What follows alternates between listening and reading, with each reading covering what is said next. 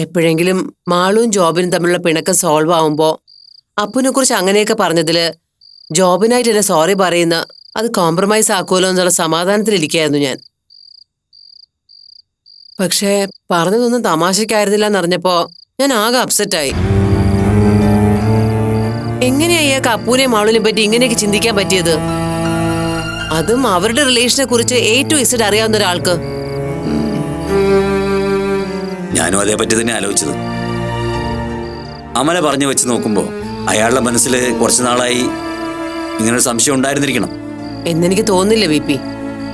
അങ്ങനെ ആയിരുന്നെങ്കിൽ ഇതിന് എത്രയോ മുമ്പ് ജോബിനെ കാര്യം തമാശക്കെങ്കിലും മാളുവിനോട് ചോദിക്കുമായിരുന്നു.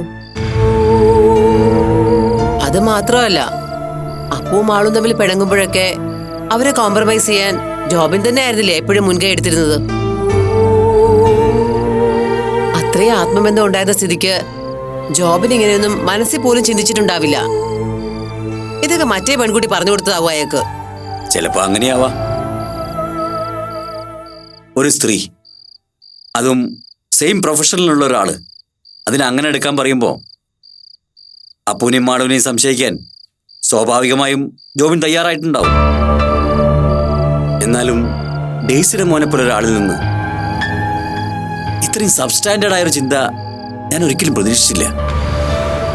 ഒരിക്കൽ ജോബിനെ തനിക്ക് തല്ലേണ്ടി വന്നു എന്ന് പറഞ്ഞ് ഡെയ്സി ഇവിടെ വന്ന് സങ്കടപ്പെട്ട ഓർമ്മയുണ്ട് തനിക്ക്. ഡെയ്സിയെ പോലെ ക്ഷമയും സ്നേഹമുള്ളൊരു അമ്മ സ്വന്തം മകനെ തല്ലണമെങ്കിൽ ജോബിന് അപ്പൂനെയും മാളുവിനെയും പറ്റി ഇത്ര ഒരു ആരോപണം ആദ്യം ഉന്നയിച്ചിട്ടുണ്ടാവുക സ്വന്തം അമ്മയോട് തന്നെയായിരിക്കും. ശരിയാ, എനിക്കും അപ്പൊ അങ്ങനെ തന്നെ തോന്നുന്നു. വെറുതെ അല്ല ജോബിനും മാളും തമ്മിലുള്ള യഥാർത്ഥ പ്രശ്നം എന്തെന്ന് പല കുറി ചോദിച്ചിട്ടും വ്യക്തമായൊരു ഉത്തരം പറയാതെ ഡെയ്സി ഒഴിഞ്ഞു മാറിയത്. നമുക്ക് ഈ കാര്യം കുട്ടികളെ 3 പേരെ ഇരുത്തി ഒന്ന് തുറന്ന് സംസാരിച്ചാലോ ഗീത? ഒരു ഓപ്പൺ ഡിസ്കഷൻ കൊണ്ട് ജോബിന്റെ തെറ്റിദ്ധാരണ മാറ്റിയെടുക്കാൻ സാധിച്ച. വേണ്ട, അതിനുവേണ്ടി ശ്രമിക്കാതിരിക്കുന്നതാ നല്ലത്. നമ്മളൊക്കെ അറിഞ്ഞുവെന്ന് ജോബിനും ഡെയ്സി അറിയാതിരിക്കുന്നതാ നല്ലത്. അത് മാത്രമല്ല, എന്റെ ഊഹം ശരിയാണെങ്കിൽ ജോബിന് ഇപ്പം പൂർണ്ണമായിട്ടും ആ ഡോക്ടറിന്റെ പിടിയിലായി കഴിഞ്ഞു. ആ സർക്കിൾ വിട്ട് പുറത്തു വരാൻ അയാൾ സ്വയം തയ്യാറാകാത്തിടത്തോളം ഇനി എന്തൊക്കെ പറഞ്ഞാലും അയാൾ അതൊന്നും അതിന്റെ റൈറ്റ് സ്പിരിറ്റിൽ എടുക്കുമെന്ന് തോന്നുന്നില്ല.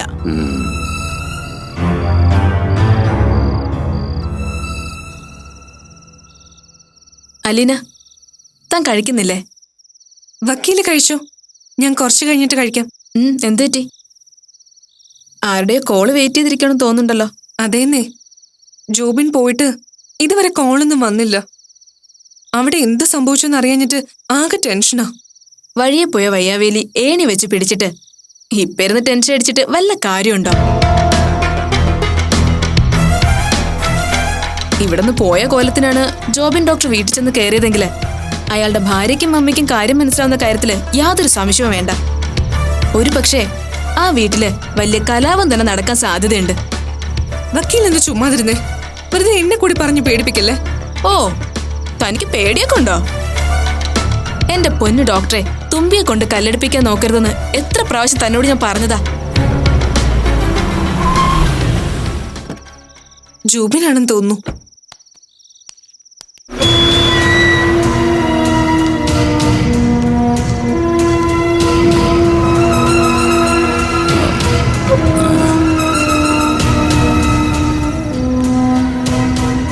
എന്താ ജോബിൻ, എന്ത് പറ്റി? എന്താ തിരിച്ചു വന്നേ? എനിക്ക് വീട്ടിലേക്ക് പോകാൻ പറ്റിയില്ല. തോന്നിയില്ല എന്ന് പറയുന്നതാവും കൂടുതൽ ശരി. ഈ കോലത്തില് മമ്മിയുടെ മുന്നിലേക്ക് ചെന്നാലേ പാവത്തിന് നല്ല സങ്കടമാവും. അത് ശരി, അപ്പൊ അത്രയ്ക്ക് ബോധം നിനക്കുണ്ട്. അതേതായാലും നന്നായി. അല്ല, നീ എന്തിനാ ഇങ്ങോട്ട് തിരിച്ചു വന്ന്? അത് എന്നെ കൂടിയേ ഇന്നൊരു ദിവസത്തേക്ക് ഇവിടെ എവിടെയെങ്കിലും എന്നെ കൂടെ ഒന്ന് അഡ്ജസ്റ്റ് ചെയ്യാൻ പറ്റുമെന്ന് അറിയാൻ വേണ്ടിയാ. ഇഫ് യു ഡോണ്ട് മൈൻഡ്, നിങ്ങൾ കൂടി ബുദ്ധിമുട്ടാവില്ലെങ്കിൽ മാത്രം മതി. വക്കീലേ, ഞാൻ ആ സോഫ്റ്റ്വെയർ എവിടെയെങ്കിലും രാവിലെ എഴുന്നേറ്റ് പോയിക്കോളാം. ഓക്കെ എന്ന് പറയുന്നു. ഈ കോലത്തിലെ വീട്ടിൽ പോയാൽ ശരിയാവൂല. ഡോക്ടർ, ഒരു മിനിറ്റ്. ഓക്കെ.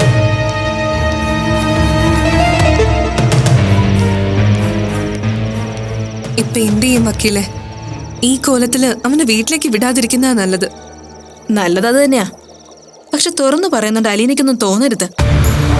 രാത്രിയിൽ തന്റെ ഫ്രണ്ടിനെ അത് ഇങ്ങനെ ഒരു കോലത്തിൽ ഇവിടെ അക്കോമഡേറ്റ് ചെയ്യുന്നത് റിസ്ക് ആണ്. മാത്രമല്ല മോറലി അത് ശരിയുമല്ല.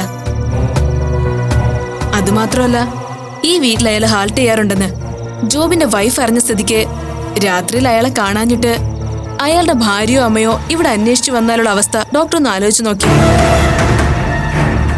മദ്യപിച്ച് ഫിറ്റായ അയാളെ 2 പെണ്ണുങ്ങൾ മാത്രം താമസിക്കുന്ന ഒരു വീട്ടിൽ നിന്ന് പിടിച്ചിറക്കേണ്ട ഒരു സിറ്റുവേഷൻ വന്ന അത് നമുക്ക് കൂടി ചീത്തപ്പേരാവും. തനിക്കതിൽ പ്രശ്നമൊന്നും ഉണ്ടാവില്ലായിരിക്കും. പക്ഷെ എന്റെ കാര്യം അങ്ങനെയല്ല. സോ പ്ലീസ് അയാൾ ഇവിടെ നിന്ന് ഒഴിവാക്കുന്നത് നല്ലത്.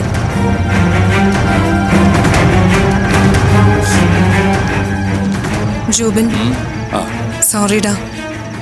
ഇവിടെ മറ്റാരെയും താമസിപ്പിക്കരുതെന്ന് ഹൗസ് ഓണർ എഗ്രിമെന്റിൽ പ്രത്യേകം. It's okay, it's okay. ഞാൻ അത് ഓർത്തില്ല. It's my mistake. വക്കീലെ, ഞാൻ അങ്ങനെ ചോദിക്കാൻ പാടില്ലായിരുന്നു. I am sorry. No problem. ഞാൻ വെക്കണം. No problem. അല്ല, നീ ഇനി എവിടേക്കാ ജോബിൻ? പോണം, എവിടേക്കെങ്കിലും പോണം. പോവാതെ പറ്റില്ലല്ലോ. Okay, bye, good night. നീ ഏതെങ്കിലും ഹോട്ടലിലോ ലോഡ്ജിലോ റൂം എടുത്ത് ഇന്ന് അവിടെ റെസ്റ്റ് ചെയ്യും. എന്നിട്ട് നാളെ രാവിലെ ഫ്രഷ് ആയിട്ട് പോയാൽ മതി. അതൊക്കെ എനിക്ക് ഇവിടെ. I know what to do. Jobin, ഞാൻ പറയുന്ന ഒന്ന് കേൾക്ക്. Don't worry. എന്താ വേണ്ടത് എനിക്കറിയാന്ന് പറഞ്ഞില്ലേ. എന്തായാലും ഇവിടെ പറ്റില്ലെന്ന് പറഞ്ഞല്ലോ. വലിയ ഉപകാരം വക്കീലെ. അതെ, സോറി കേട്ടോ. Good night. Good night.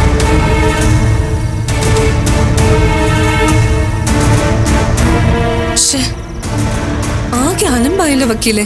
ഇനിയിപ്പോ എന്താ ചെയ്യാ? കളി കാര്യമാകുമെന്ന് ഞാൻ ഡോക്ടറോട് അപ്പോഴേ പറഞ്ഞതല്ലേ. ഇനിയിപ്പോ ഇതിന്റെ പേരിൽ എന്തൊക്കെയാ സംഭവിക്കാൻ പോകുന്നത് ഡോക്ടർ കണ്ടോ? ഡോക്ടർ പ്ലീസ്, ഇനിയെങ്കിലും ഈ തമാശകളെ അവസാനിപ്പിക്കാൻ നോക്ക്.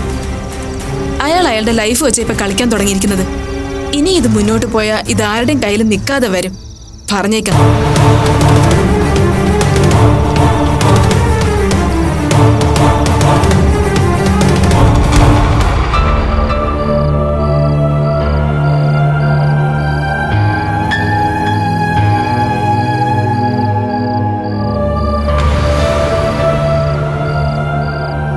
മാളു,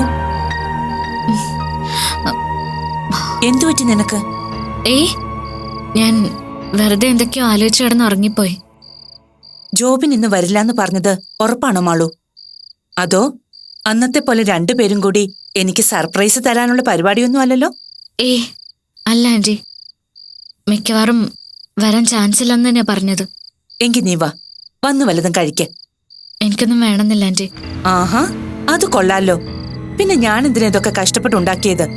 വന്നേ, വരാനല്ലേ പറഞ്ഞത്? വാ.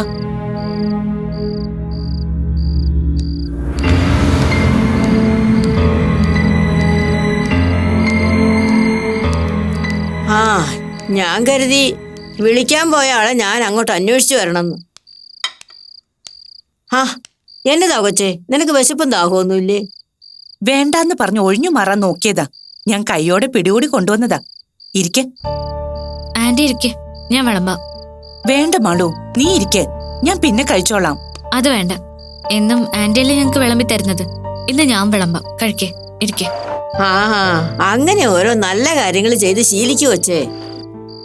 മൂത്തവർക്ക് വിളമ്പി കൊടുത്ത് അവര് കഴിച്ചിട്ട് കഴിക്കുന്നതാ കുടുംബത്ത് പിറന്ന പെങ്കൊച്ചുങ്ങൾ ചെയ്യേണ്ടത്. ഓ, ഇവിടെ ഇപ്പൊ അങ്ങനെയുള്ള ശീലങ്ങളൊന്നും വേണ്ട. എന്നാ നീയും കൂടി ഇരിക്കെ, നമുക്ക് ഒരുമിച്ച് കഴിക്കാം. വാ.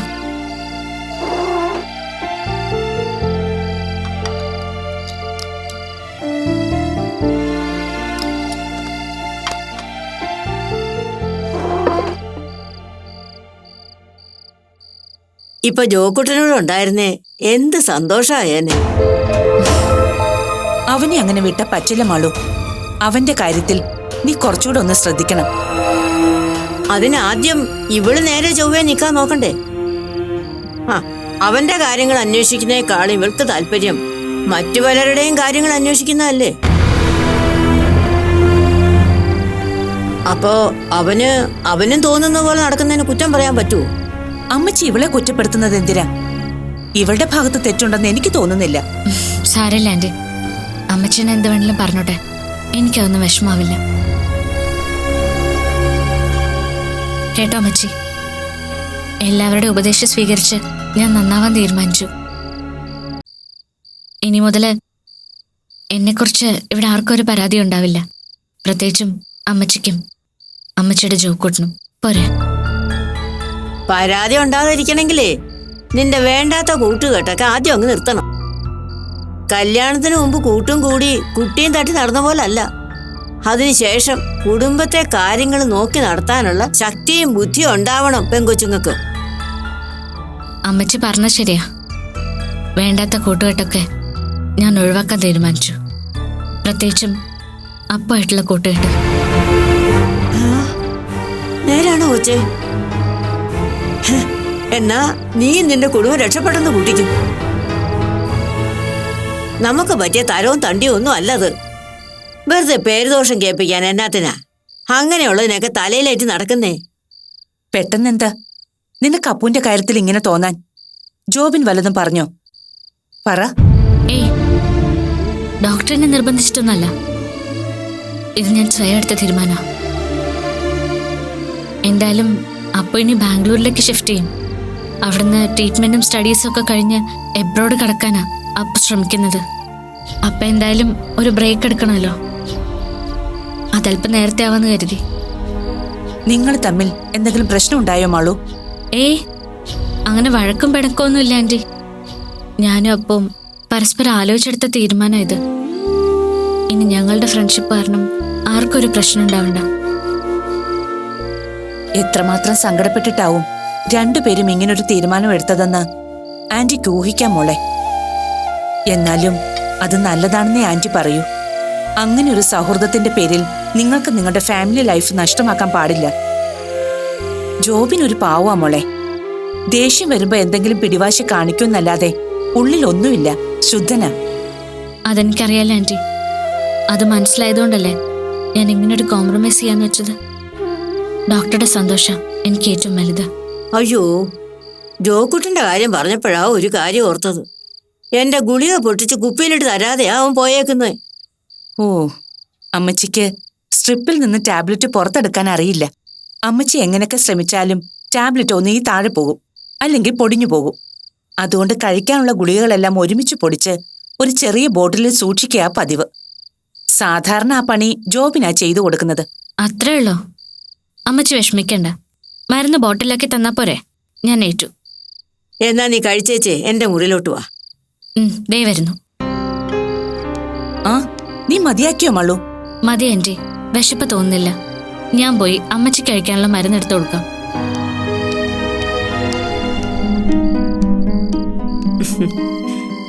വിതയ്ക്കാനൊരു കാലം, കൊയ്യാനൊരു കാലം. ഞാൻ പറയാറില്ലേ ഡേസി, കർത്താവ് നമ്മളെ കൈവിടില്ല എന്ന്. ഇപ്പൊ കണ്ടോ എല്ലാം നേരെയാവുന്നത്. അമ്മച്ചി വാ.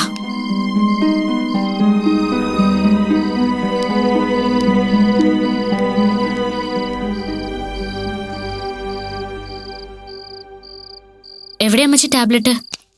ആ, ദാ ഇതാ ഞാൻ എടുക്കുന്നേ. നീ ഇതേന്നൊരെണ്ണം പൊട്ടിച്ച് ആദ്യം എനിക്ക് കഴിക്കാൻ താ, ഉറങ്ങാനുള്ളതാ. അത് കഴിഞ്ഞ് ദാ ഇത് ഉറക്കത്തിനുള്ള ഗുളിക ഈ ഡപ്പയിൽ ഇട്ട് വയ്ക്കണം. അതിൽ നിന്ന് ഓരോന്നാവുമ്പോൾ എനിക്ക് എളുപ്പത്തിൽ എടുക്കാൻ പറ്റും.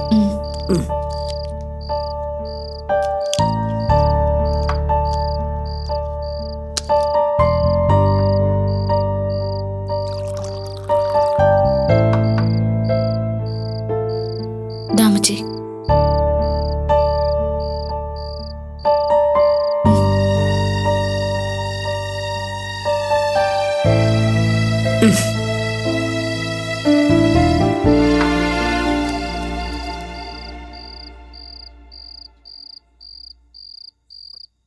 അമ്മച്ചി ഇത് കഴിച്ചാ ശരിക്കും ഉറങ്ങുമോ? ആ, കൊള്ളാം. കഴിഞ്ഞ കുറച്ചു നാളായിട്ടേ ഇതിന്റെ പച്ചയിലല്ലയോ എന്റെ ഉറക്കം. ഒരെണ്ണം ഉള്ളി ചെന്നാ പിന്നെ ഭൂമി കുലുങ്ങിയാ അറിയേല. ആ പിന്നെ നേരം പരപരാന്ന് വെളുക്കുമ്പോഴേ നമ്മൾ എഴുന്നേക്കത്തുള്ളൂ. ഒരു കണക്കിന് അതൊരു ആശ്വാസമാ. പിന്നെന്താ, രാത്രി ആർക്കേലും വയ്യാതെ വന്നാ പോലും നമ്മളറിയല്ല. അല്ല, ഈ പ്രായത്തിൽ ഞാൻ അറിഞ്ഞിട്ട് എന്നാ ചെയ്യാനാ. പിന്നെ നിന്നോടുള്ള ഇഷ്ടം കൊണ്ടാ ഞാനും ഡേസുമേ ഓരോന്ന് പറഞ്ഞു തരുന്നേ കേട്ടോ. അതിന് ഞങ്ങളോട് നിനക്ക് വിരോധം തോന്നേണ്ട ഒരു കാര്യവും ഇല്ല. അതിന് നിങ്ങളോട് എനിക്ക് വിരോധം തോന്നിയെന്ന് അമ്മച്ചിയോട് ആരാ പറഞ്ഞേ? അല്ല, ഞാൻ പറഞ്ഞതേ ഉള്ളൂ. ആൺപിള്ളേരുടെ കയ്യിൽ നിന്ന് അങ്ങനെ പല തെറ്റുകുറ്റങ്ങളും വന്നുകൊണ്ടിരിക്കും. അതങ്ങ് സഹിച്ചും ക്ഷമിച്ചും മുന്നോട്ട് കൊണ്ടുപോകുന്നിടത്താ വന്നു കയറിയ പെണ്ണുങ്ങളുടെ മിടുക്ക്.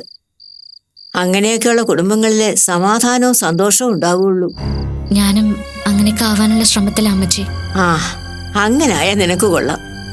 കണ്ണീരും കയ്യും ഇല്ലാതെ ജീവിക്കാം. ശരിയാ.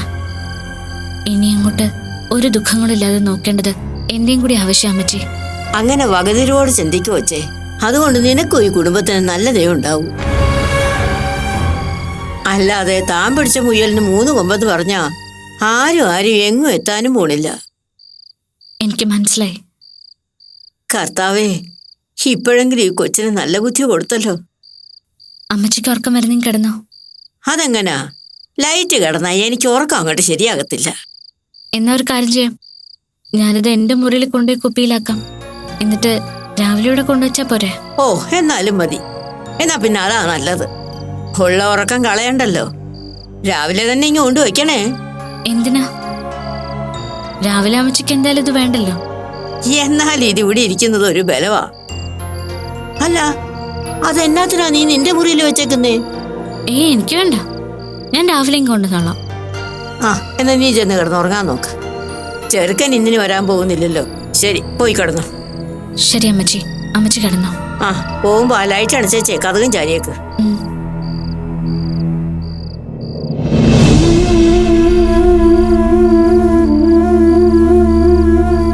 എന്നതാ നീ ഇങ്ങനെ നോക്കുന്നേ? ഒന്നുമില്ല അമ്മച്ചി. അമ്മച്ചി കിടന്നോ.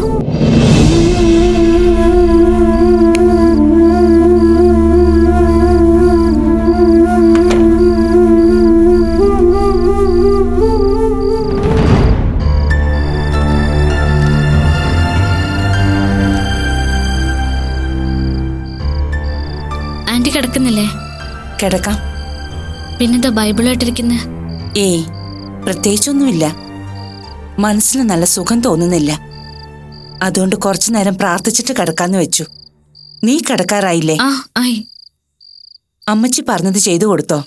ചെയ്തു കൊടുത്തു. അമ്മച്ചി കിടക്കുകയും ചെയ്തു. എന്നാ മോളും പോയി കിടന്നു. ഞാൻ കിടക്കാം. ആന്റി കിടക്കുന്നില്ലേ? കുറച്ചു നേരം കൂടി ഇങ്ങനെ ഇരുന്നിട്ട്. ആന്റി ഇങ്ങനെ ഇരുന്നാലേ ആവശ്യമില്ലാത്ത കോർത്ത് വിഷമിക്കുള്ളൂ. ഡോക്ടർ എന്തായാലും ഇന്ന് വരുന്നില്ലെന്ന് പറഞ്ഞല്ലോ, പിന്നെന്തിനാ ഓർക്ക് വിളിക്കുന്നത്? ഞാൻ പറഞ്ഞതൊക്കെ കേട്ടിട്ട് മോൾക്ക് വിഷമായോ? ഇല്ല ആന്റി, അങ്ങനെ വിഷമൊന്നും ആയില്ല. അപ്പുവിനെ ഇഷ്ടമില്ലഞ്ഞിട്ടല്ല ആന്റി അങ്ങനെ പറഞ്ഞത്. നിങ്ങൾ രണ്ടുപേരും തമ്മിലുള്ള ബന്ധം എന്താണെന്ന് ജോബിന് നന്നായി അറിയാം. അവൻ വെറുതെ ഒരു വാശിക്ക് വേണ്ടിയാ നിന്നോട് അങ്ങനെ സംസാരിച്ചെന്ന് കൂട്ടിയാ മതി. എനിക്കറിയില്ല ആന്റി. അല്ലെങ്കിൽ ഇന്ന് ഡോക്ടർ തന്നെ എന്നെ അപ്പുവിന്റെ വീട്ടിൽ കൊണ്ടുപോയി ഡ്രോപ്പ് ചെയ്യില്ലല്ലോ. അപ്പുവിനോട് ഡോക്ടർക്ക് ഒരു ഇഷ്ടക്കുറവില്ല. വെറുതെ ദേഷ്യം പിടിപ്പിക്കാൻ ഡോക്ടർ അങ്ങനെ പറഞ്ഞതേ ഉള്ളൂ. അതോർത്ത് ആന്റി വിഷമിക്കണ്ട. നീ വേണ്ട രീതിയിൽ കാര്യങ്ങൾ മനസ്സിലാക്കുന്നുണ്ടല്ലോ എന്ന സമാധാനം എനിക്കുണ്ട്. നീ കൂടി അതിനോടൊപ്പം വാശി പിടിച്ചിരുന്നെങ്കിൽ ഇവിടുത്തെ അവസ്ഥ എന്താകുമായിരുന്നു? ആന്റി പേടിക്കുന്ന പോലെ ഞാൻ വാശിയോ ദേഷ്യമോ ഒന്നും കാണിക്കില്ല ആന്റി. ഇതുവരെ അങ്ങനെ കാണിച്ചതിൽ ആന്റിക്ക് വിഷമം ഉണ്ടായിട്ടുണ്ടെങ്കിൽ ഞാൻ ശരിക്കും സോറി പറയാ. എന്താ മോളെ ഇത്? നിന്നെക്കൊണ്ട് സോറി പറയിക്കാനാണോ ഞാൻ ഇത്രയും പറഞ്ഞത്? എനിക്കറിയാം നീ എന്തുമാത്രം ജോബിനെ കെയർ ചെയ്യുന്നുണ്ടെന്ന്. തിരിച്ചവനും നിന്നോട് അങ്ങനെ തന്നെയാ കേട്ടോ. പിന്നെ ദേഷ്യം വരുമ്പോ പണ്ടേ അവന്റെ ശീലം അങ്ങനെയാ. പെട്ടെന്ന് എന്തെങ്കിലും വായി തോന്നിയത് വിളിച്ചു പറയും. അത് നല്ല ശീലമല്ലെന്ന് എത്ര പറഞ്ഞാലും അവൻ കേൾക്കേയില്ല. അതൊന്നും സാരമില്ല ആന്റി, ഒക്കെ ഞാൻ അഡ്ജസ്റ്റ് ചെയ്തോളാം. ആന്റി ഇത് കോർത്തും പറഞ്ഞ് വിഷമിച്ചിരിക്കാതെ പോയി കിടന്നുറങ്ങാൻ നോക്ക്. ശരി മോളെ, എന്നാ നീയും പോയി കിടന്നു. ഞാനും കിടക്കുക. Good night. Good night aunty. എന്താ നിനക്കൊരു വിഷമം പോലെ?